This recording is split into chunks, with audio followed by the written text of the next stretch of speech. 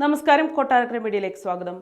മൻമോഹൻ സിംഗിന്റെ അഭാവം ജനാധിപത്യ ഇന്ത്യയെ സംബന്ധിച്ചിടത്തോളം വലിയ നഷ്ടം.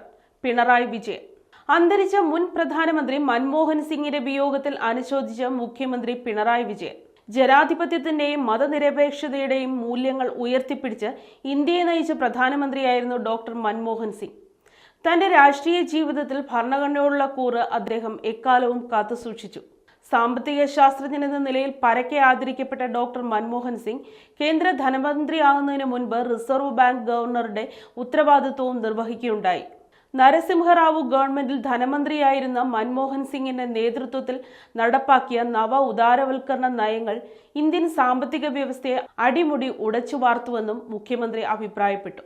ആ പരിഷ്കാരങ്ങളുടെ ദോഷഫലങ്ങൾ മുൻകൂട്ടി കണ്ട ഇടതുപക്ഷം ഉയർത്തിയ എതിർപ്പുകളോട് ജനാധിപത്യ മര്യാദ കൈവിടാതെ പ്രതികരിക്കാനുള്ള രാഷ്ട്രീയ ഔന്നത്യം മൻമോഹൻ സിംഗിനുണ്ടായിരുന്നു.